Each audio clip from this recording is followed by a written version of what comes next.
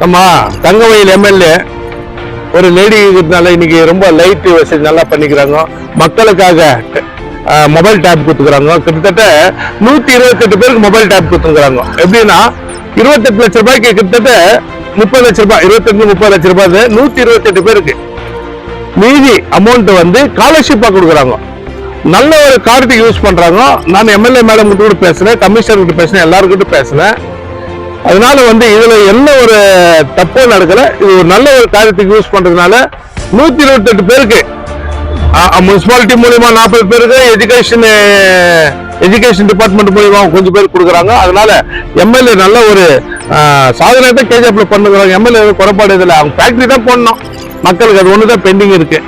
இந்த தொழிலாளிகளை பத்தி பேசணும். இந்த டெய்லி டிராவல்ஸ்க்கு போய் பேசியிருக்காங்க. அது ஒரு நல்லது நடக்கும். இவ்வளோ தான் நம்ம எம்எல்ஏக்கு நம்ம வந்து எதுவும் சொல்ல வேண்டிய அவசியம் இல்லை. அவங்க வேலை பார்த்து அவங்க வேலை செய்துக்கிறாங்க.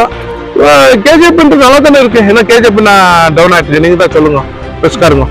இப்போ வந்து வணக்கம். இனிய புத்தாண்டுகள் நல்வாழ்த்துகள். வரும் பொங்கல் நல்வாழ்த்துகள். இன்னைக்கு என்னுடைய பிரஸ் நண்பர்கள் என்னை கூப்பிட்டு ஒரு பேட்டி கேட்கறதுக்கு என்னை உட்கார வச்சாங்க.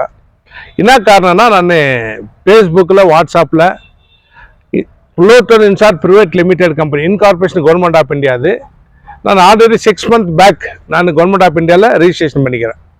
எனக்கு ஆல்ரெடி எனக்கு இஎஸ்ஐ வந்துட்டு இருக்கு, பிஎஃப் வந்துட்டு இருக்கு. இப்போ 6 மாதத்துக்கு முன்னே நான் வந்து பிளட்ஜை ஸ்டார்ட் பண்ணோம். நான் தங்கவயலில் பிறந்ததுனால கேஜிஎஃப் மண்ணுக்கு என்னால் முடிந்த 100 பேருக்கு, 200 பேருக்கு, 300 பேருக்கு, 400 பேருக்கு, 500 பேருக்கு, எத்தனை பேருக்கு என்னால் முடியுதோ நான் ஒரு ஃபேக்ட்ரி. இது உண்மை. அதுதான். இது மட்டும் ரிஜிஸ்ட்ரேஷன் பண்ணிக்கிறலாம் பாருங்க. யாரும் இன்கார்பரேஷனில் பண்ணிக்க முடியாது. Incorporation to direct government of India. டேரக்டாக கவர்மெண்ட் ஆஃப் இந்தியா ரிஜிஸ்ட்ரேஷன் பண்ணி இன்னைக்கு ஒரு ப்ரைவேட் லிமிடெட் கம்பெனியாக வெளியே வந்திருக்கேன். ஆல்ரெடி எனக்கு அந்த ப்ரைவேட் லிமிடெட் கம்பெனிக்கு எனக்கு ஏன் அந்த ப்ரைவேட் லிமிடெட் கம்பெனினா, நம்ம டிவி சேட்டலைட் டிவி லான்ச் பண்ணுறதுக்கு நான் ப்ரைவேட் லிமிடெட் கம்பெனி ஓப்பன் பண்ணுது.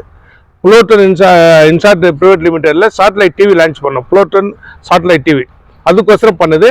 அதனால அது கொஞ்சம் பெண்டிங் ஆகினுங்கிறதுனால, இந்த சேட்டலைட் டிவி ஓப்பன் பண்ணுறது பெண்டிங் ஆகினுங்கிறதுனால இன்னைக்கு நான் என்னுடைய மெயின் ராஜ்புட்டு டெல்லியில் இருக்காரு. என்னுடைய மெயின் பர்சன் அவர் தான். அவருக்கு டிஸ்கஸ் பண்ணி, சார் ஒரு ஃபேக்ட்ரி ஆரம்பிக்கிறதுக்கு இது பண்ணலாம், மக்களுக்காக வேலை கொடுக்கலாம்னா, சரி சார் இந்த வீக்கிலலாம் February 1st week டெல்லிக்கு வந்துருங்க, அதை பற்றி நம்ம டிஸ்கஸ் பண்ணி ஏதோ ஒரு முடிவு பண்ணலான்னு சொல்லிக்காரு. நல்ல ஒரு விஷயமா நெக்ஸ்ட் February மாதம் போயிட்டு ஒரு நல்ல முடிவோடு வருவேன். இது உண்மை. அதனால தான் நான் வாட்ஸ்அப்லேயும் ஃபேஸ்புக்லேயும் இந்த ஒரு ஃபேக்ட்ரியுடைய டீட்டெயில்ஸ் போட்டு இருக்கேன். ஏன்னா ஒன்ஸ் நான் bulletin incharge private limited incorporation government of இந்தியாவில் கவர்மெண்ட் அப்பர்ஸ் வரும் பாருங்க, அதில் கவர்மெண்ட் ஆஃப் இந்தியான்ட்டு இதில் பண்ணதுனால எனக்கு ஆல்ரெடி இஎஸ்ஐபிஎஃப் கொடுத்துருக்குறான்.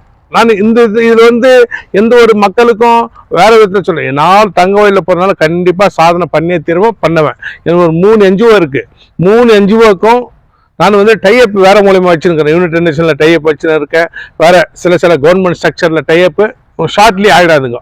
அதில் ஃபண்டு வரணும். கடவுள் புண்ணியத்தில் ஃபண்டு வந்துச்சுன்னா அந்த ஃபண்டு எப்படி ஸ்ப்ரெட் பண்ணோம், எங்கெங்கே நல்ல நல்ல வேலை பண்ணோம், கூடி சீக்கிரத்தில் எல்லாம் நடக்கும். அதனால தான் நான் இந்த ஹியூமன் ரைட்ஸ்ன்ற பெயரில் இன்கம் டேக்ஸ் பே பண்ணுக்கிறேன். ஒரு ஹியூமன் ரைட்ஸுக்கும் first Indian human rights income tax கட்டுனுக்கிறேன். South Asia human rights federation all over world அது இன்கம் டேக்ஸ் கட்டுனுக்கிறேன்.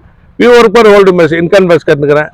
நியூஸ் பேப்பர் நேஷனல் பேப்பர் இருக்குது, அதுக்கு இன்கம் டேக்ஸ் கட்டுனுக்கிறேன்.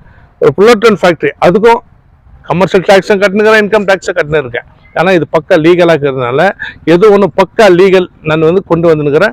இது நிச்சயமாக சொல்கிறதில்ல, செய்வேன். என்னால் முடிஞ்சு செய்து காட்டுவேன். அத்தனை அஃபிஷியல் கவர்மெண்ட் அஃபிஷியல் எனக்கு சப்போர்ட்க்கிறாங்க. கண்டிப்பாக நடக்கும். என்னுடைய மெயின் குரு ராஜ்புட்டுன்னு டெல்லியில் இருக்கிறாரு. என்னுடைய தம்பி நவீன்கிறான். இவங்களெல்லாம் சப்போர்ட்டில் நான் கண்டிப்பாக சேர்ந்து காமிக்குவேன். வேறு எந்த விஷயம்னா நீங்கள் கேட்கறதுக்கு விருப்பப்படுறீங்களா? தொடர்ந்து இந்த ஒப்பந்த தொழிலாளர் பெம்மல் ஒப்பந்த தொழிலாளர் பிரச்சனை தங்கவயல் பூதாகாரமா வச்சிச்சு. இப்போ அதோட நிலவரம் எப்படி இருக்கு?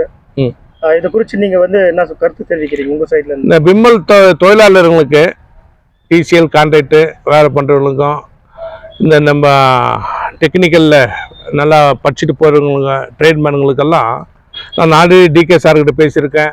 அது இடி சார் நான் ஒரு நாள் விட்டு ஒரு நாள்னா கூட சாருங்கிட்ட பேசுறேன். நான் இது வேற ஒருத்தர் சொல்ற மாதிரிலாம் இல்லை. கண்டிப்பா நல்லது நடக்கும். 3 கோரிக்கை கிராஜுவேட்டு அவங்களுக்கு சேலரி இன்க்ரிமெண்ட்டு இன்னும் என்ன கேட்டுக்கிறாங்க. இது ஷார்ட்லி கண்டிப்பாக கொடுப்பாங்க. நான் உங்களுக்கு அந்த போராட்டம் நடக்கிறப்ப சொன்னேன், கமல் இதுதான் நடக்கும், இந்த மாதிரி தான் கொடுப்பாங்கண்ணே. அது மாதிரி தான் ஆச்சு. இந்த டைப்பு கண்டிப்பாக நம்மளுடைய சகோதரர்களுக்கு கண்டிப்பாக நல்லதே நடக்கும். சேலரி இன்க்ரீஸ் ஆகும், அவங்க கேட்குறது கண்டிப்பாக செய்து கொடுப்பாங்க. அது வந்து டிகே சாரும் உறுதி கொடுத்துக்கிறாரு, இடி சாரும் உறுதி கொடுத்துக்கிறாங்க, எம்டி சாரும் ஓகே, இதில் ஒன்றும் பிரச்சனை இல்லை, இது கண்டிப்பாக நடக்கும். சார் தங்கவேல் வளர்ச்சி குறித்து இப்போ தங்கவேல் டெவலப்மெண்ட் பற்றி நீங்கள் என்ன சொல்லுங்க? இப்போ தொழிலாளர் 2 பிரிவாக பிரிஞ்சிருக்காங்க. அது இல்லாமல் பார்த்தீங்கன்னா இப்போ கேஜிஎஃப்ல வந்து அரசியல் ரீதியாக வந்து பார்த்தீங்கன்னா 2 விதமாக வந்து பிரிஞ்சிருக்காங்க.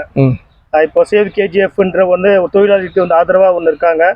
இன்னொன்று லாஸ்ட் வீக் வந்து சண்டே வந்து பாலன் சார் தலைமையில் எஸ்ஆர் தலைமையில் ஒரு குழு வந்து ஒரு ஆரம்பிச்சிருக்காங்க. இதை பற்றி நீங்கள் என்ன நினைக்கிறீங்க? 2 பேரும் கேஜிஎஃப் ஜனத்துக்கு நல்லது பண்ணால் அது சந்தோஷம் தான். இதில் யார் தான் சேவ் கேஜிஎஃப்பும் நல்லது பண்ணிட்டோம், இன்னொரு ஆப்போசிட் டீமும் நல்லது பண்ணிட்டேன் கேஜிஎஃப்க்கு. இதில் வந்து யார் நல்லது பண்ணுறாங்களோ நம்மளுக்கு சந்தோஷம் தான். அந்த ஃபேக்ட்ரி ஆட்களுக்கு ரொம்ப நாளாக வேலை பண்ணுக்கிறாங்க, டீசல் கான்ட்ராக்டில் இருக்கிறாங்க, நம்ம தொழிலாளிங்க ரொம்ப பேர் இருக்கிறாங்க, அவங்களுக்கெல்லாம் நல்லது பண்ணால் சந்தோஷம் தான். இதில் அவங்க என்ன பிரிஞ்சுன்னுக்கிறாங்களோ அது அவங்களும் சார்ந்தது. என்னத்துக்கு பிரிஞ்சுன்னுக்கிறாங்க? கேஜிஎஃப் மேடம் ஏதோ வேலை செய்யலைன்ட்டா, எதோ மேடம் வேலை செய்யலைன்ட்டா, எம்எல்ஏ மேடம் நல்ல மாதிரி வேலை பண்ணுக்கிறாங்க. என்ன தெரிஞ்சு மட்டும் நான் அவங்களுக்கு சப்போர்ட்ன்றது இல்லை.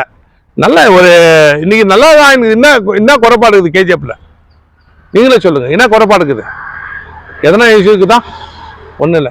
ಈ KGF ಅಲ್ಲಿ ಎಲ್ಲ ಕೆಲಸಗಳು ಚೆನ್ನಾಗಿ ನಡೀತಾ ಇದೆ, MLA ಅವರು ಚೆನ್ನಾಗಿ ಕೆಲಸ ಮಾಡ್ತಾ ಇದ್ದಾರೆ. ಇದರಲ್ಲಿ ಏನು ಫಾಲ್ಟ್ ಇದೆ?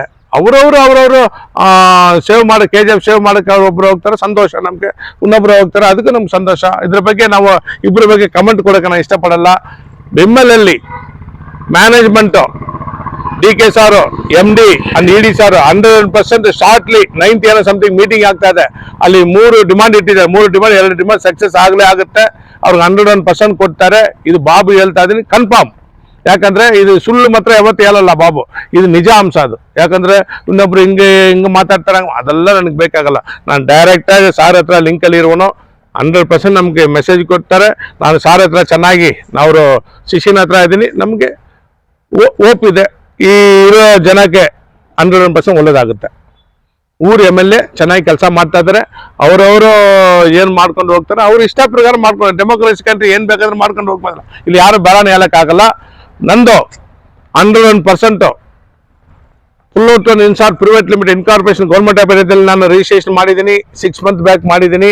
ಇವತ್ತು ಅದು ಸ್ಟಾರ್ಟ್ ಮಾಡೋಕ್ಕೆ KGF ಅಲ್ಲಿ ಫಸ್ಟ್ KGF ಅಲ್ಲಿ ನಾನು ಮಾಡಬೇಕು, ಒಳ್ಳೆ ಫ್ಯಾಕ್ಟ್ರಿ ಮಾಡಬೇಕು, ಒಳ್ಳೆ ಜನ ಕೆಲಸ ಕೊಡಬೇಕು.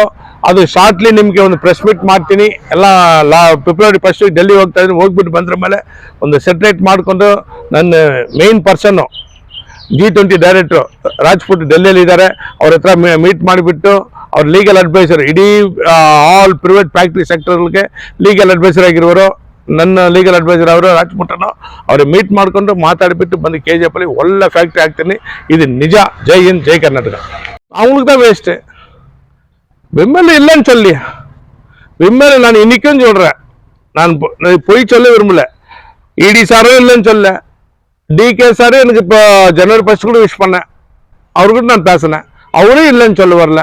யாரும் இல்லைன்னு சொல்ல. விம்மல் தொழிலாளிகளுக்கு மேனேஜ்மெண்ட் இல்லைன்னு சொல்ல வரல.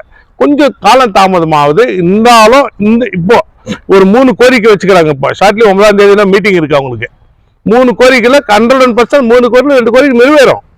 இந்த பிரிவை எப்படி பாக்குறீங்க? 2 தரப்பா இருக்காங்க இல்லையா, அந்த பிரிவை குறித்து உங்க கருத்து? அவங்க ஒப்பீனியனுக்கு போறாங்க, பிரிவு அவங்க இதுக்கு போறாங்க. அது எப்படி அவங்க பிரிவுனா, அது அவங்களுக்குள்ளே கான்ட்ரவர்சிக்குது, அந்த யூனியனுக்குள்ளே கான்ட்ரவர்சி. நான் முன்ன போனேன், நீ முன்ன போன, நீ தலைவர் நான் தலைவர், இவ்வளோ தானே வருது. இதை வச்சு வேற ஆட்கள் யூஸ் பண்றாங்க, அவ்வளோதான். நம்மளுக்கு அதுக்கு சம்மந்தம் இல்லை. அந்த மேட்டருக்கு நம்ம வரக்கூடாது. அது அவங்களுக்கு என்னை பொறுத்த வரலாம்.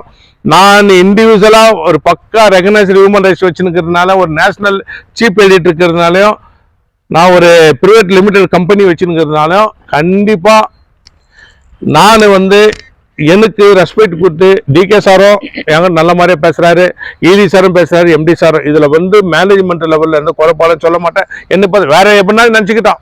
கண்டிப்பாக தொழிலாளர்களுக்கு நிச்சயமாக நல்லது நடக்கும், இது நிச்சயம்.